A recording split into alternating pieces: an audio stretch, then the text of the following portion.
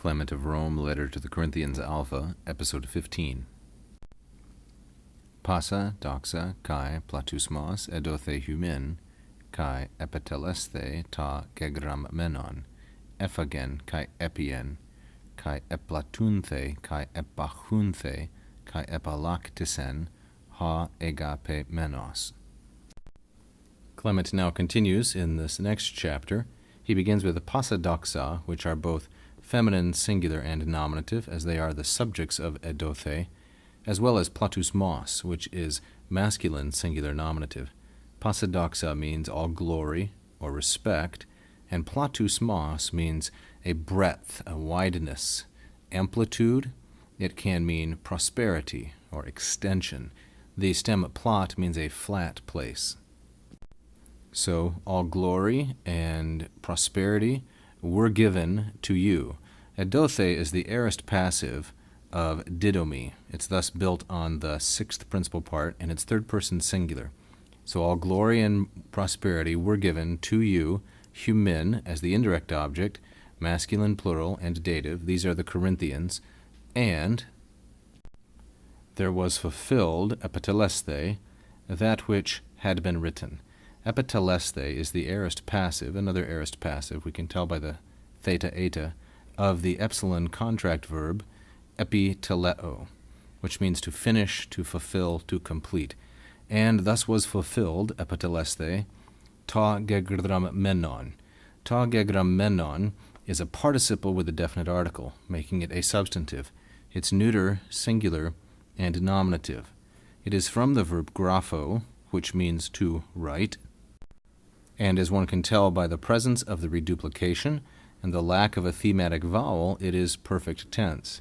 Now, if you were listening carefully, you would have heard me say, thus was fulfilled what had been written. That is, I gave it in English a pluperfect translation, and the reason is that participles show relative, not absolute time. They show time prior, contemporaneous, or subsequent to the main verb. Now, because the verb here is itself a past tense, namely an aorist, when we translate a perfect participle, we have to place it before, prior, the time of the verb, and thus it's appropriate to say, was fulfilled what had been written. Clearly, the writing of it has to take place before the fulfillment, if it is a fulfillment of that writing.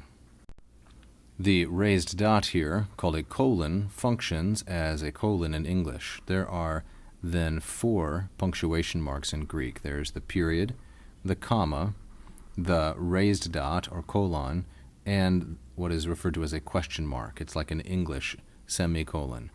Also, the presence of a majuscule or uppercase epsilon here tells us that this is a quote.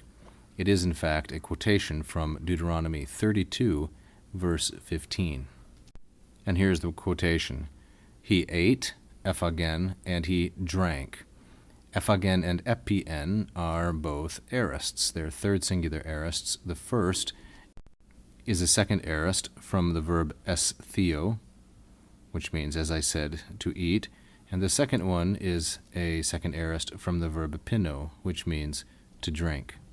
So he ate, and he drank, and he got big, eplatunthe, that's an aorist passive, and he grew fat, epachunthe, another aorist passive. And apelaktisen, this is also an aorist, but an aorist active, from the verb apolaktidzo, which means to kick or to shake off. It is the image of a beast, like a donkey or some other livestock, eating, drinking, becoming larger, growing fat, and then finally kicking off restraint, apelaktisen. And that's a first aorist, third singular indicative active. Finally, the subject of each one of these finite verbs, there being 5 altogether, is ha agape menos. This is a participle. It is a perfect participle from the verb, the alpha contract verb agapao, and it is a perfect passive. So the one that I loved did all of these things.